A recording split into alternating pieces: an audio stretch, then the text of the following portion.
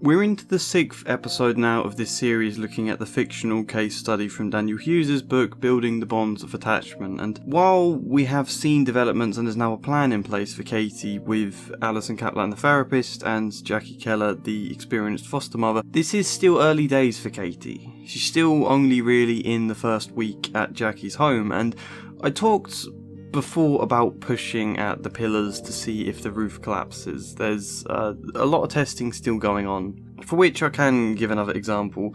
Katie goes into the family room and puts on the TV. Jackie walks calmly into the room. Katie, are you pretending you forgot the TV rule? I didn't turn it on. It's hard for you to tell the truth. Well, turn it off, please. I didn't do it. After a bit more dialogue here that you can kind of imagine how it goes just from those two exchanges, it does get switched off and Jackie pops back out of the room only to then hear the TV flick on again. Well, I guess it is really, really hard for you to do what I tell you today. And you're so mad at me. Jackie turned the TV off and walked over to Katie. She sat down next to her. Katie, any idea what's bothering you today? Shut up and leave me alone. So you're angry about the TV rule and the breakfast rule earlier, but you've been more angry today than usual. Any idea why today? I said shut up! Okay, honey. If you'd like to try and figure it out, let me know. I have some ideas, but for now it's best for you to come with me into the living room. I'm doing some work there and it's good that you stay near me. I'll find something for you to do. To be clear on the TV rule first, it's that Katie can only watch 1 hour of TV a day if it's a suitable program that she either watches with Jackie or with Jackie in the same room as her. Which is quite strict, but this is also the early 90s when people did still go out the house from time to time. And while I mentioned the importance of a clear structure last time, I didn't really specify about there being lots of different things to break it up a bit so that there's not too much of any one thing in one go. It's similar to Alison breaking up their conversations in session between fun moments and emotional stuff and bits of work around it. Never too much of one form of connection at once, because too much connection is overwhelming for Katie, so we go at a pace and a level that suits where she is right now and helps her feel more safe and regulated. Days split between relaxing activities, physical ones, loud ones, cooperative ones, so on. Anything from helping with the laundry to drawing pictures to having a water fight, whatever. But arguably the most important part of all of it, the thing I didn't mention last episode, is doing things with or around Jackie. Jackie being the person she needs to gradually learn to get close to. So if it's helping to do the laundry, that's both of them doing it together, which then makes it less like a chore and more like a team task. Or drawing pictures at the breakfast table while Jackie prepares the food, or playing in the garden together, whatever it is. I guess it's important both in you can't form a connection unless you do spend lots of time together, but also for Katie to see that in lots of different situations, different activities, different moods, different whatever it is, Jackie is always still the same and still that safe pace person with Katie. Anyway, we see Jackie's calm empathy in response to Katie shouting at her to shut up. It's Jackie showing she is available for comfort when Katie is in an angry or grumpy mood. She is here for her. Even if Katie's not ready for that yet, still showing it's available. But anyway, Jackie has suggested Katie coming into the living room to be near her. No, I want to go to my room, Katie yelled. I know that you probably don't want to be near me very much, but you need to be for a while. Katie stomped into the living room. Jackie found some Lego and gave it to her, and then Jackie went to her desk to do some paperwork. She spent the next 30 minutes at her work, commenting on Katie's constructions, chatting about lunch possibilities, and humming quietly to herself. She wanted Katie to be aware of her calm and accepting presence without asking for a response. Their conflict would not damage their relationship. Jackie would be communicating that to her more times than she would care to count. Let me say a little more about needing to be near Jackie, because it's not just if they interact a lot, maybe Katie will connect. Nor is it about punishment. It's about being there to help regulate Katie's emotions. To help calm her when she's angry, or soothe her when she's sad, or whatever else. If Katie seems tense or worked up in herself, it's especially important Jackie is close by as a calm and empathetic presence. 1, because that will help to keep Katie calm, but 2, it'll also gradually teach Katie that being close to Jackie is beneficial when she does feel worked up, that being close to others can provide comfort. You don't have to be on your own in every situation. There's a very gradual learning process happening here, and also there's supervision to prevent Katie's tension leading her into doing destructive things that would only make her feel worse. If Jackie's present, Katie is unlikely to poo in the burger meat again, or whatever equivalents, you know? If she did just let Katie go to her room, like you might with any ordinary kid, there's no experience for her to learn that Jackie can help her when she feels tense or angry or upset. There's no experience to learn how good a thing someone else's comfort can be. And also, it's fun to point out as a side tangent, and very common really, how often a kid might do something like shout, "No, I want to go to my room," like Katie did there, while at the very same time complying to what you've told them and stomping into the living room. That's fine, you know? They're allowed to shout and express their frustration at being told to do something. As long as they are doing it, that's fine. Let's skip ahead to a little way into the next therapy session though. There's a lot of interesting stuff that happens at the start around the idea of Katie struggling to tell the difference between a good mum and dad and a bad mum and dad, which obviously she would struggle with. Any of these foster parents can say they're not like Sally and Mike, and they can promise not to hit her and things, but your past experiences obviously carry much more weight than what people tell you. So Alison says, "Look at Jackie. Can you tell she's a good mum from her black ponytail? No. How about that little dot on her cheek? How about those white sneakers? No? There must be something about her that will show she's a good mum. Let's stare at her a while." Katie began to giggle, and Alison joined in. They stared at Jackie until she finally groaned. "Cut it out, you two. You're making me feel embarrassed." "Well, Katie, I guess there's no way of telling that Jackie's a good mum just by looking at her. So I'm going to have to teach you how to know for yourself that she's a good mum." Which, again, no matter what Alison might do here, Katie won't truly believe Jackie is a good mum. Alison's not expecting Katie to believe that Jackie is a good mum yet. This is more about attending to Katie's feelings and showing awareness for how wary she must feel of Jackie, alongside hinting at some sense of hope. So later into the session, after more fun and other things, we get, "How about we chat with your new mum about what it's like living with her now? You can say anything you'd like, or I can say it if that's easier." "You say it," Katie said quickly. "Okay, and if I get it wrong, tell me what you'd rather I say, or if you want me to stop, just let me know." Again, this isn't the sort of thing that could work with older people, I don't think, and there will be very much a limit to how much of this Katie can bear. She's shown some openness to Alison speaking for her. She asked for that here, and so Alison does, talking as though she's Katie.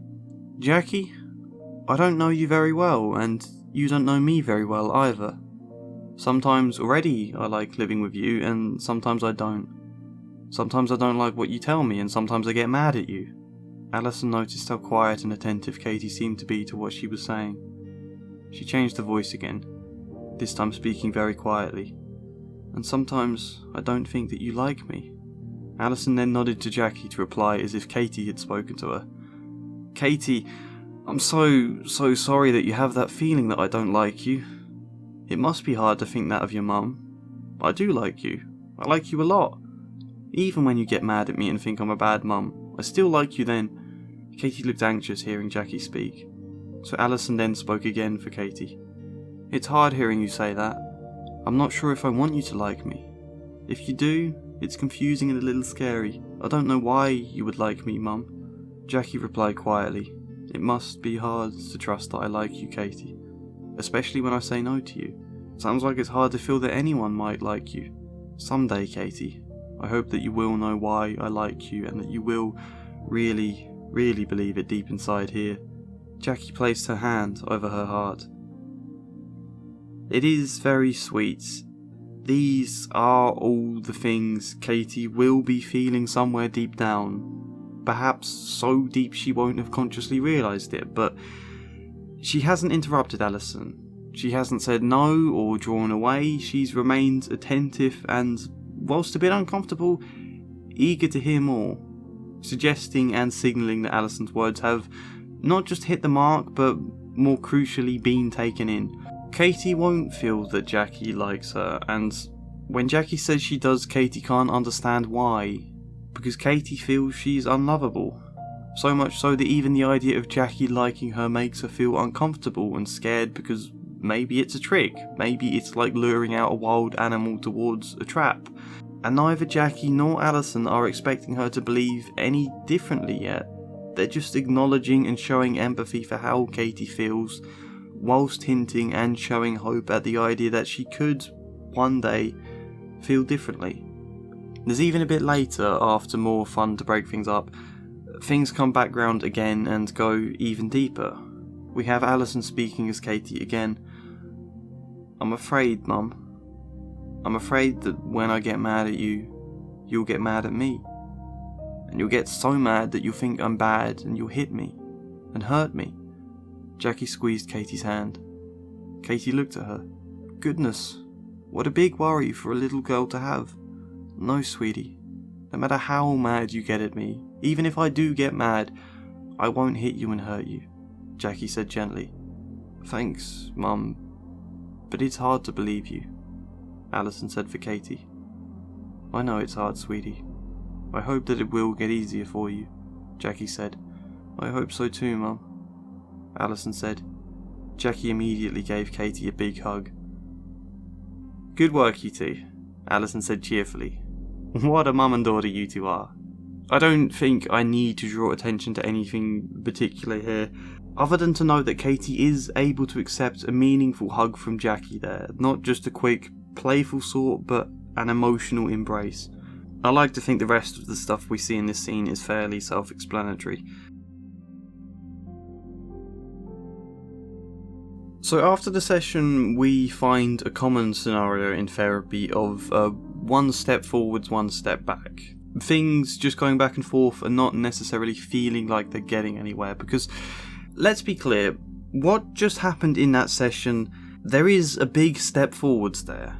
It seems a bit mad, and it's certainly not the sort of way I would work, but they are effectively able to have a conversation here expressing and speaking to some of Katie's more buried feelings.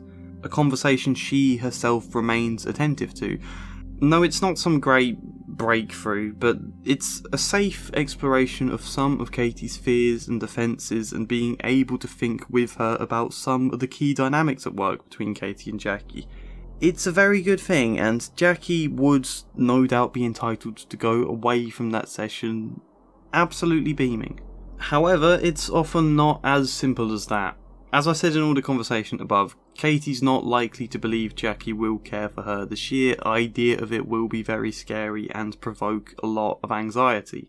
Therefore, it's an idea she's likely to try and resist. If getting closer to someone, if even the idea of getting closer to someone is scary, she'll panic and try to break that proximity. That one step forwards is followed quite quickly by what feels like a step back. Katie will try to prove that it was all a lie, Jackie doesn't care for her at all. So as they drive back from this quite moving session and park up outside the house, we get this. Katie was the other side of the car. She bent over, seemingly to pick up something. She didn't get back up. "Come on, Katie, time to go in the house," Jackie said. There was no reply or movement. "Katie," Jackie said more loudly. "What?" Katie yelled back with an edge of anger. She then stood up quickly and walked away. Something wasn't right. "What were you doing?" Jackie asked. "Nothing." "I need to check, sweetie. The way you're talking makes me think you did something that you shouldn't. Maybe I'm wrong, we'll see." "Leave me alone, I didn't do anything." Katie was becoming upset, but she came along with Jackie. Jackie went round and looked at the ground. Nothing was there. "Well, Katie, I guess you were right and I was wrong. I'm sorry. Someday I'll be able to know that you're telling the truth and I won't have to check." But she then caught sight of the car. There was a scratch, about 6 inches long, on the passenger door. A very clear example of it here. It happens a lot even within sessions, where you feel like you've had a really good session one week, the next one might show the client with all their defences up high and being the complete opposite again. The thing is, whilst I described it as one step forwards, one step back, it's not actually that at all. That's just how it can feel, I think. Just because things seem to go back and Katie reasserts what she's always believed, that does not negate the experience she had in therapy. it doesn't erase any of it. That's still a positive experience she will have internalised. The temptation would be to come out of this session feeling really positive about Katie. Then her to scratch your car and suddenly you feel betrayed, you feel cheated. That's where the understanding is important, because if you let yourself feel cheated, you probably end up lashing out at Katie just like she expects and fears and is on some level trying to provoke you to do. So in that sense, it's important to understand the experience in therapy does still count. It wasn't some trick, this isn't some step back, this is just Katie now naturally trying to resist that scary, unfamiliar progress. Katie, you scratched the car. I'm cross about that. In our home, we don't damage each other's stuff just because we are angry at each other. I don't like what you did. If you are angry with me, you can yell and moan and groan, or tell me, but I don't want you to damage something. Katie looks down and did not move. Jackie then took a deep breath and spoke again, this time with her usual empathetic and nurturing tone. I know it is hard, Katie, learning to live with good people in a new family and learning to fit in. We'll get through things like this. I'll help you. You're part of the family and we'll all help you learn these things. Jackie gave her a quick hug, took her hand, and walked her into the house. When they were inside, she crouched and placed a hand on Katie's shoulders. Oh, Katie, it's sad that after we had such a good time at Allison's that you needed to do something wrong. I guess you really wanted to get mad at me. Well, sweetie, I was mad at what you did for a minute and now it's over. Let's go into the kitchen. Katie then, as you'd expect, shouts and insists she didn't do anything. It wasn't her. Jackie's being mean. However, she still resigns herself to sitting with Jackie in the kitchen. Jackie even suggests they'll have to find a way to pay for the repairs together for the car, which I think is a great idea.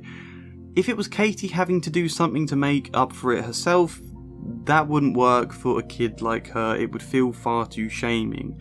If they do nothing about it, Katie misses out on the chance for the symbolic experience of being able to repair things, the feeling of I can make up what's gone wrong and fix it, which is obviously a very positive experience to have, provided it isn't a shaming one. So if they do something together, it's less shaming, it feels like two people just working as a team, and it could even be quite a fun experience with another person. It becomes cooperatively working towards something positive rather than so much a punishment. So you're then A, acknowledging Katie's behaviour rather than ignoring it, B, giving her the symbolic experience of repair, C, doing an activity with her where you can bond, and D, doing it all in a way that feels a lot less shaming. And also in that moment of Jackie seeing her car scratched, she does get very naturally cross. To an extent you can't exactly help these things, but importantly she noticed she doesn't shame Katie herself. She's not saying she's angry at Katie, but at the behaviour. It's not I don't like you, it's I don't like what you did. And as was explained I think in the first episode or one of the early ones, repairing the experience after the shame, so that she has been cross with her here, but it's then quickly followed by the reparation. That's very important. Nonetheless, as much finding a way to help pay for the repairs of the cars is a good experience, you can imagine there's a bit more dialogue here of shouting and things, because Katie, with the conviction of someone who literally believed it, insists that she didn't scratch the car. You know, Katie's still going to very naturally get quite angry about this, and that's an experience that has to be expected to a level and accepted and managed.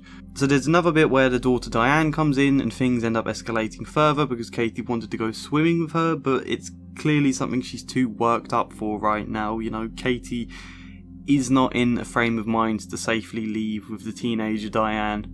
But we then end after all this with a really nice paragraph. That afternoon, Jackie had beans to pick in the garden and Katie helped, reluctantly. Jackie estimated that she worked for about 30 minutes of the time that they were in the garden. Then they did the laundry together with Katie sorting the clothes. Jackie chatted away as if they were on the best of terms. Katie said little, and that with effort. They then drew some silly pictures with strange coloured creatures. Jackie was quite pleased with herself. Her patience was there, as was her empathy, but she thought to herself that it might be a really long summer. This kid was not going to give up a way of living easily. no, Katie most definitely will not. The summer will be a very long one, but that is where we end for today. I hope with this episode we've illustrated some more examples to cement some of the ideas about pace and things raised in the previous episodes, but also talked a little more in depth this time about some of the finer points. And whilst I have talked about there being structure to Katie's life, we haven't really seen much of what that is yet, though we are given clear examples at some point in the book. I'm not sure where yet, in one of the chapters ahead, so I'll kind of wait until then to properly go through that. I know I also condense things down a lot and only show small sections of extracts where you'd probably get a better feel with an entire section. The issue with showing longer extracts is copyright and also possibly bloated episodes of this, but it's never going to be perfect, and there are still a good lot of chapters left for us to explore and to build some of that more. Thank you for watching. Like the video, leave a comment if you got something from it, subscribe or support me on Patreon if you want, buy the book if you can, but otherwise, hopefully see you next time. As ever, a special thank you goes to Devin, Kestrel, Arwen, Stephen Legg, Janice McMahon, Luke Hoare, Creechu Caber, Michael Gallagher, Samara Stasi, Sharrock214, Joshua C. Follier, Chad Bramwell, Incomplete Sentience, Emily Tarras and Nicholas Patrick. Thank you.